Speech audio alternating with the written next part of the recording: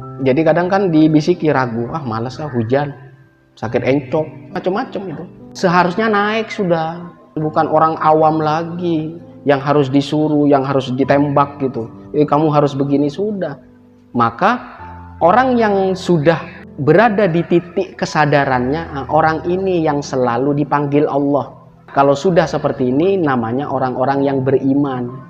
Orang yang beriman itu selalu dipakai di dalam Al-Quran. Hitop-hitop orang beriman itu selalu dipakai. Karena hanya orang yang beriman aja yang melaksanakan tanpa dia tahu dulu manfaatnya apa. Asalkan udah kelihatan baik, ya sudah dilaksanakan. Maka pelaksanaan kebaikan ini yang menghasilkan kemuliaan, Allah yang menurunkan kemuliaan itu. Bismillahirrahmanirrahim, jin sudah takut.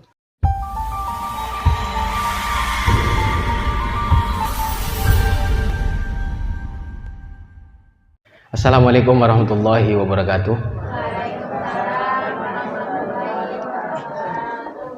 Alhamdulillah nahmadu wa nasta'inu wa nastahdihi wa na'udzu billahi min syururi anfusina wa min sayyiati a'malina may yahdihillahu fala mudhillalah wa may yudlil fala hadiyalah. Asyhadu an la ilaha illallah wa asyhadu anna Muhammadan abduhu wa rasuluh nabiyul huda war rahmah. Allahumma shalli ala Muhammad, Allahumma shalli ala sayyidina maulana Muhammad wa ala alihi wa sahbihi ajmain, amma ba'du. Alhamdulillah pada malam hari ini saya lihat wajahnya ceria semua, sepertinya sudah lunas hutangnya ya.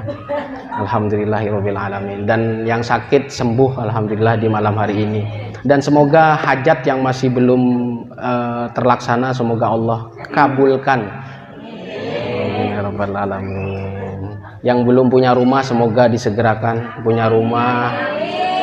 Yang belum punya mobil semoga disegerakan punya mobil. Yang belum ke tanah suci semoga disegerakan ke tanah suci. Maka ketika berbuat baik jangan sampai takut. Biasanya kita kan sering itu, jadi kita sering bilang misalnya, saya kok kenapa sih sudah sholat, sudah sering zikir, kok kenapa masih diganggu gitu. Ada aja hal-hal yang bahkan saya sudah berusaha untuk benar nih, berusaha untuk baik, tapi ada aja orang yang nggak baik ke saya, atau bahkan mengirim sesuatu yang di luar kasat mata kita, sampai kita kena, padahal kita sudah berbuat baik, sudah zikir, sudah sholat. Itu kenapa sebabnya? Kalau orang sudah benar, sudah membiasakan terhindar dari penyakit hati, dikasih fotonya aja dia sudah takut dia. Ini kan hal-hal yang tersembunyi, hal-hal yang mungkin kita susah untuk menghindari itu, kecuali semampu kita bisa menolaknya. Maka orang yang berbuat baik itu biasanya selalu diganggu, selalu dibikin ragu, dibikin syak, atau dibikin berat secara fisik. Jadi mau berbuat baik, tiba-tiba sakit gitu, sakit kaki, macam-macam, pusing gitu kan begitu. Itu bagian ada penyakit di dalam hati, dan itu mengganggu kekhusyuan kita, mengganggu mempertahankan kebaikan yang sudah kita raih. Maka di sini dijelaskan bayanul khoto' fitar kito'ah khaufan minar riya. Saya kalau berbuat ini takut riya. Saya mau berbuat baik ini, bersedekah, takut riya. Berbuat baiknya terus jalan, kebaikannya harus tetap jalan. Karena gangguan-gangguan seperti itu adalah bagian dari setan. Jadi bikin ragu. Dikhawatirkan ketika kita tidak bisa mengambil atau melaksanakan kebaikan itu, apa yang terjadi? Dikhawatirkan yang datang tuh yang buruk-buruk aja. Maka ini adalah salah. Ketika kita meninggalkan ketaatan kepada Allah, meninggalkan kebaikan yang seharusnya kita lakukan, khaufan minar riya, khawatir kita riya. Jangan khawatir ketika hati sudah mantap, meskipun di tengah jalan kita sering diganggu, dimantapkan aja. Karena ketika bisa melaksanakan di akhir kebaikan itu adalah bagian kebiasaan, bagian dari istiqomah. Maka ketika terus belajar istiqomah, kemudian adalah kemuliaan. Kemuliaan ini yang melindungi kita. Terus kita latihan sampai ketaatan kebaikan kita murni karena Allah. Maka kemurnian ini akhirnya akan mendatangkan kemuliaan, karomah. Maka teruslah kita dalam ketaatan meskipun masih ada riya, sambil lalu kita membuang sifat-sifat itu. Ini keterangannya ada di sini. Minan nasi mayat trukal amal khaufan min ayyakuna muraiyan. Jadi ada sebagian orang yang meninggalkan amal baik gara-gara apa? Gara-gara masih belum ikhlas gitu. Gara-gara masih ada sifat riya. Apakah ninggalkan amalnya apa membuang riyanya? Tetap melaksanakan amalnya atau membuang riyanya? Melaksanakan amalnya dulu. Kuantitas kebaikan dulu. Tapi kalau pengen berefek terhadap bertambahnya kemuliaan kita, kualitasnya diperbaiki. Penyakit-penyakit itu hilangkan. Ini adalah jawaban dari pertanyaan tadi. Saya sudah zikir, Pak. Saya sudah sholat sering gitu. Ini berarti apa yang salah? Kualitasnya. Masih ada penyakit-penyakit di dalam hatinya. Memang susah. Tapi harus dilakukan kebaikan itu. Membuang itu di dalam perjalanan kita melakukan kebaikan itu.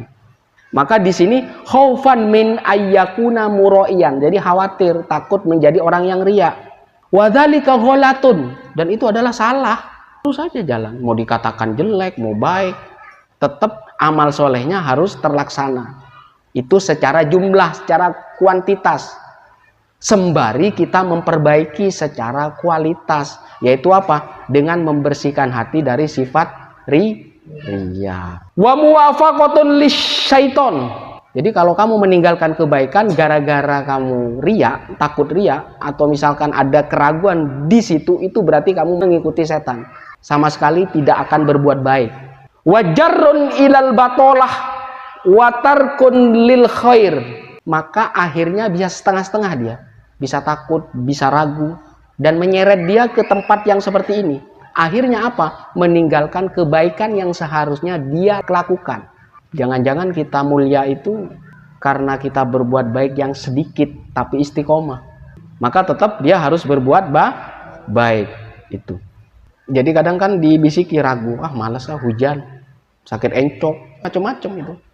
Seharusnya naik sudah, bukan orang awam lagi yang harus disuruh, yang harus ditembak gitu. Kamu harus begini sudah. Maka orang yang sudah berada di titik kesadarannya, orang ini yang selalu dipanggil Allah. Kalau sudah seperti ini namanya orang-orang yang beriman. Orang yang beriman itu selalu dipakai di dalam Al-Quran. Khitab-khitab orang beriman itu selalu dipakai. Karena hanya orang yang beriman aja yang melaksanakan tanpa dia tahu dulu manfaatnya apa. Asalkan udah kelihatan baik, ya sudah dilaksanakan. Maka pelaksanaan kebaikan ini yang menghasilkan kemuliaan, Allah yang menurunkan kemuliaan itu. Bismillahirrahmanirrahim, jin sudah takut. Karena hatinya bersih dari sifat riya tadi. Itu maksudnya. Jadi kalau sudah melakukan itu tinggal memperbaiki kualitasnya, ditingkatkan. Jadi biar nggak sedikit-sedikit sakit. Mau pengajian aja sakit, mesti itu gitu. Selalu seperti itu. Maksudnya apa? Biar untuk menjaga diri. Karena kita nitip hidup kita terhadap apa yang diperintah Allah. Wa ahsinu innallaha yuhibbul muhsinin. Kita disuruh baik, suruh berbuat baik. Karena Allah menyukai orang-orang yang berbuat baik. Kebaikan-kebaikan yang disuruh Allah inilah yang menjadi kemuliaan. Kita nitip hidup kita di situ. Nitip hajat kita di situ. Nitip penyelesaian perkara-perkara hidup kita di situ. Nitip kesehatan kita, keluarga kita, anak cucu kita di kebaikan itu. Maka harus dipastikan posisi kita. Jangan di situ aja. Harus disuruh, kan begitu. Maka itu harus apa? Harus punya titik kesadaran. Maka kebaikan berapapun tuh harus dibeli, harus dijabanin kalau istilah di sini, ya, harus diperjuangkan. Famadum tatajidu ba'ithan diniyan alal amal falataturkil amal wajahid khatirar riya wa alzim qalbakal haya minallah idza da'atka nafsuka ila antastabdila bihamdi hamdal makhlukin wa huwa muttaliun ala qalbik. Jadi kalau sudah jelas secara agama misalkan itu baik, maka kerjakanlah. Jangan mikir ntar saya gimana, ntar gak enak begini begitu. Ini masih belum. Kualitasnya masih di bawah. Maka kalau dia kehantam sesuatu, ada problem, langsung drop kan, langsung lemah. Awalnya sih bukan langsung sakit, mikir aja terus. Pikiran itu ketampung fisik dia. Nah, fisik menampung itu dalam kondisi kurang fit. maka lama-lama akan sakit. Jadi kalau hanya sakit sementara aja enggak masalah. Tapi kalau sudah kronis misalkan, maka iman itu menentukan imun katanya. Keimanan itu menentukan daya tahan tubuh kita. Kalau ke dokter apa? Jangan banyak pikiran ya. Ya benar nggak? Setelah disuntik semua periksa ini penyakit anu. Lama-lama coba terakhir. Bu, Pak, jangan banyak pikiran. Itu yang menentukan. Allah sudah menyiapkan sebenarnya penyembuh alami yang ada di dalam tubuh kita. Maka itu difungsikan. Secara zahir kita makan yang sehat-sehat. Secara batin apa makanannya? Zikir. Jadi setelah seperti ini kita langsung zikir, kan begitu. Setelah selesai aktivitas lagi boleh. Ini sebenarnya nitip hidup kita. Nitip hajat kita ada di sini. Itu yang maksudnya menitipkan semua keperluan hidup kita di kebaikan yang kita lakukan. Kalau masalah riya itu kualitasnya. Kualitasnya harus ditingkatkan. Kualitas ini yang menghadirkan kemuliaan di dalam kehidupan kita. Maka tidak mudah drop, tidak mudah sakit. Kalau bisa panjang umur, hidup senang dunia dan akhirat. Itu seperti itu. Maka ini adalah yang dibahas tentang kualitas. Kualitas ini suatu saat ketika kamu sudah naik tidak mudah dijatuhkan oleh orang lain. Meskipun orang lain hasad ke kamu, meskipun orang lain iri ke kamu, tidak bisa dijatuhkan. Karena kita sudah menjalani maslakun min masalikil khair. Jadi tempat jalan yang itu diperintahkan oleh Allah agar kita berbuat baik. Maka kalau orang mau meniru jalan kamu, pengen lihat posisi kamu, maka dia harus menjalani jalan yang sama. Kalau misalkan masih pengen dipuji, ganti semuanya karena Allah. Kalau di perjalanan masih diganggu dengan riya, tetap aja terus jalan sampai di akhir perbuatan baik kita. Maka di sini antas tabdila bihamdihi hamdal makhlukin. Jadi mengganti kita melakukan ini karena Allah sebagai pengganti pujian dari makhluk. Wa huwa mutolin ala qalbik. Ini yang membuat hati kita bersinar. Jadi lihat fotonya aja udah takut kan, panas gitu. Itu sebenarnya semuanya bisa, asalkan itu kualitas yang gak ketahuan sama orang lain, hanya diri dia dan Allah diperbaiki. Oke, kita lah sudah melakukan macam-macam sholat sunnah atau yang lain, atau berbuat baik, itu kan kuantitas, jumlahnya, jumlah kebaikan itu. Tapi setelah itu apa? Setelah semuanya terlaksana, kualitasnya harus diperbaharui dan diperbaiki menjadi kualitas tinggi. Bal in qadarta ala anta zida fil amal haya amir rabbika wa uqubata li nafsika faf'al. Jadi kalau kamu sudah yakin semuanya karena Allah, meskipun diganggu di tengah jalan, udah faf'al, kerjakanlah. Jangan ragu, jangan takut sampai di akhir perbuatan baik itu. Maka kebiasaan-kebiasaan ini mencetak karakter kan yang ada di dalam diri kita. Ini akan menular kepada anak cucu kita. Maka meskipun kita sudah nggak ada, sudah meninggal, semuanya anak cucu kita akan mendoakan kita. Maka kalau udah kelihatan jelas perbuatan baik, maka faf'al, harus dilakukan. Fa in qala laka syaiton. Nah ini biasanya yang diganggu setan itu perbuatan ragu, banyak alasan. Maka kata setan, anta mura'in fa'alam kadzibahu wa khada'ahu bima tusadifu fi qalbika min karohatir riya. Biasanya yang menitipkan, yang menghembus-hembuskan ragu, oh kamu ntar kalau ini, itu setan. Jadi kalau udah yakin depan mata, udah dikerjakan sampai terakhir, sampai tuntas. Jadi yang menuduh kita buruk itu ya setan itu.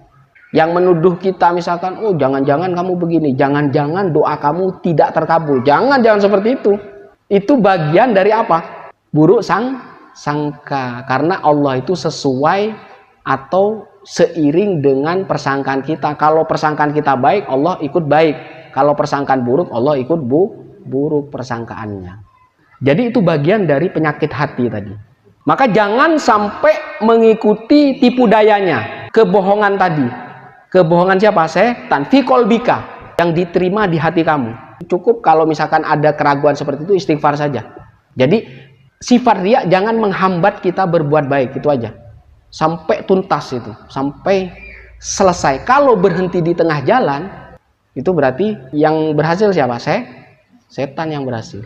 Misalkan ada acara yang itu di sana ada kebaikan, biasanya pas waktu acara mau sakit mau apa itu bagian dari apa? Alasan itu.